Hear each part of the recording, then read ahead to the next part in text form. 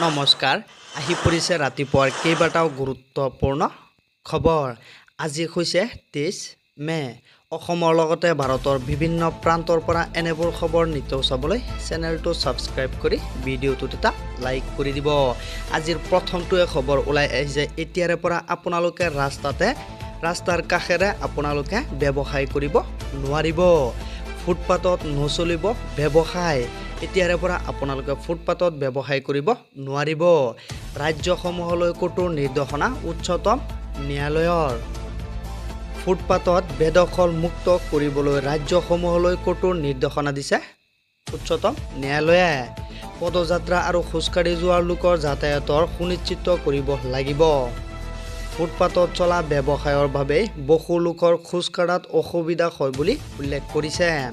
প্ৰতিখন ৰাজ্যলৈ নিৰ্দেশনা জাৰি কৰিছে উচ্চতম ন্যায়ালয়ে পৰৱৰ্তী খবৰটো ওলাই আহিছে বীৰ লাচিত সেনাৰ বিৰুদ্ধে টকা লোৱাৰ অভিযোগ উত্থাপন হৈছে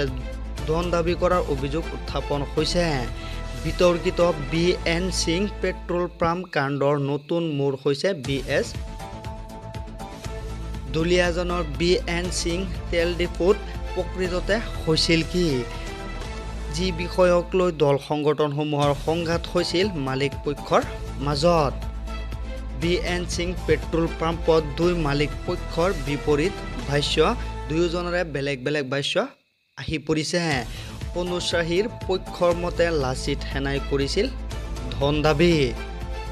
আনটো পক্ষৰ মতে ধন দাবী কৰা নাছিল বীৰ লাচিত সেনাই দুয়োটা পক্ষৰ দুয়োটা বেলেগ বেলেগকে অভিযোগ উত্থাপন কৰিছে পেট্ৰল পাম্পটোক লৈ বিতৰ্কিত সোমাই পৰিছে বীৰ লাচিত সেনাৰ বিৰুদ্ধে 6 কোটি টকা ধন দাবীৰ অভিযোগ উত্থাপন কৰিছে পেট্ৰল পাম্পৰ কৰ্তৃপক্ষই বীৰ লাচিত সেনাৰ বিৰুদ্ধে পেট্ৰল পাম্পৰ স্বত্বাধিকাৰীসকলে এজাহাৰ দাখিল কৰিছে পেট্ৰল পাম্পটোৰ পৰিচালকৰ মতে ডিপোটোক কৰা নাই ধন দাবী বুলি উল্লেখ কৰিছে পেট্ৰল ডিপোটোৰ পৰিচালক মতে ডিপোটোক কৰা নাই ধন দাবী বুলি উল্লেখ কৰিছে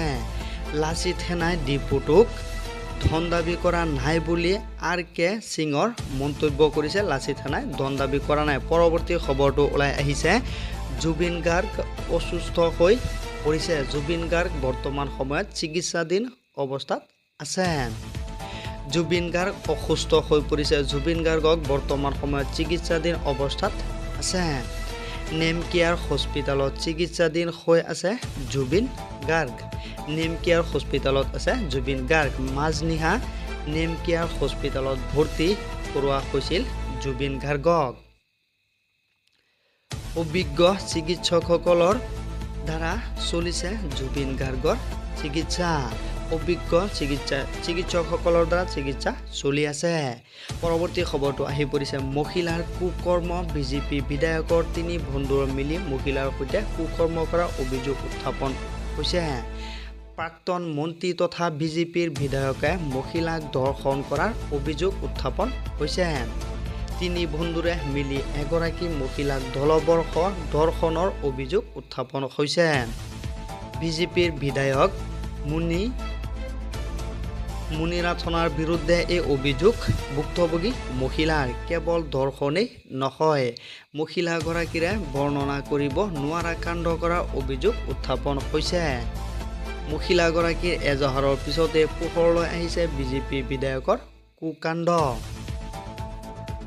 বেংগালুৰুৰ এগৰাকী মহিলা সমাজকৰ্মীৰ সৈতে বিধায়কৰ এই কুকাণ্ড কৰাৰ অভিযোগ উত্থাপন হৈছে বিধায়ক কাৰ্যালয়ৰ ভিতৰতে কামনাৰ বলি হৈছে এগৰাকী মহিলা এজাহাৰত মুনি প্ৰাৰ্থনাৰ লগতে 3 বন্ধুৰ নাম উল্লেখ কৰিছে মহিলাগৰাকীয়ে বিগত জুন মাহত প্ৰশান্ত চন্দ্ৰকেশৱা আৰু কমলেৰে এই 3জন বন্ধুই কৰিছিলে ধৰ্ষণ কাণ্ড এই কথা প্ৰকাশ কৰিছে মহিলাগৰাকীয়ে এই কথাটো প্ৰকাশ কৰিছে কৰ্ণাটকৰ ৰাজশ্ৰী নগৰ সমষ্টিৰ বিধায়ক আছিল এই বিজেপিৰ বিধায়কগৰাকীৰ ভাবুকিৰ পিছত মহিলাগৰাকীৰ চৰম পন্থাৰ চেষ্টা কৰিছিল পৰৱৰ্তী খবৰটো ওলাই আহি পৰিছে গৌৰৱ গগৈৰ পাকিস্তানৰ সৈতে সম্পৰ্ক আছে বুলি অসমৰ মুখ্যমন্ত্ৰীয়ে অভিযোগ উত্থাপন কৰিছে। গৌৰৱ গগৈক লৈ পুনৰ মুখ্যমন্ত্ৰীৰ ডাঙৰ মন্তব্য। গৌৰৱ গগৈ পাকিস্তানলৈ যি ধৰণে গৈছিল অন্যথা ঘৃণনীয় আৰু নিন্দনীয় বুলি উল্লেখ কৰিছে। গৌৰৱ গগৈ পাকিস্তানৰ কামৰ বাবেহে পাকিস্তানলৈ গৈছে বুলি উল্লেখ কৰিছে। গৌৰৱ গগৈয়ে লোকসভাত যিবোৰ প্ৰশ্ন কৰিছিল শুনিলে গাৰ নোম শিউৰি উঠিব বুলি উল্লেখ কৰিছে। গৌৰৱ গগৈয়ে ৰাফেলৰ বিৰোধিতাও কৰিছিল বুলি অসম চৰকাৰে উল্লেখ কৰিছে। S-400ৰ বিৰোধিতাও কৰিছিল গৌৰৱ গগৈয়ে। পাৰমাণৱিক অস্ত্ৰ ক'ত থাকে তেওঁ জানিব বিচাৰিছিল। কাছাপৱাহা ৰাস্তাটোত নতুনকৈ কিমান নিৰাপত্তাৰক্ষী ৰখা হৈছে সেইটো তেওঁ জানিব বিচাৰিছিল বুলি অসমৰ মুখ্যমন্ত্ৰীয়ে অভিযোগ উত্থাপন কৰিছে। 90 জন ল'ৰাক তেওঁ পাকিস্তানলৈ লৈ গৈছিল বুলি তেওঁ উল্লেখ কৰিছে। গৌৰৱ গগৈয়ে নিজৰ ল'ৰা ছোৱালীক ভাৰতীয় কৰি ৰখা নাই বুলি অসমৰ মুখ্যমন্ত্ৰী হিমন্ত বিশ্ব শৰ্মাই অভিযোগ আনিছে। গৌৰৱ গগৈয়ে যিবোৰ কাম কৰি আছে ৰাষ্ট্ৰৰ কাৰণে ঘৃণনীয় আৰু নিন্দনীয় কাম বুলি উল্লেখ কৰিছে। 10 ছেপ্টেম্বৰত সকলো তথ্য দিয়াৰ পিছত তেওঁৰ পৰিবাৰৰ পাছপোৰ্ট বাতিল হ'ব আৰু বহুত কিবা কিবি হ'ব বুলি অসমৰ মুখ্যমন্ত্ৰীয়ে উল্লেখ কৰিছে। এই ভদ্ৰ মহিলাই 19 বাৰকৈ ভাৰত পাকিস্তানৰ মাজত অহা যোৱা কৰিছিল বুলি উল্লেখ কৰিছে। বেছিভাগ খোজকাঢ়ি অথবা নেপাল হৈ অহা যোৱা কৰিছিল বুলি উল্লেখ কৰিছে। অসমৰ মুখ্যমন্ত্ৰী ডক্টৰ হিমন্ত বিশ্ব শৰ্মাই গৌৰৱ গগৈৰ ওপৰত বহুতো অভিযোগ উত্থাপন কৰিছে। সকলো তথ্য প্ৰমাণ আছে আমাৰ হাতত বুলি উল্লেখ কৰিছে।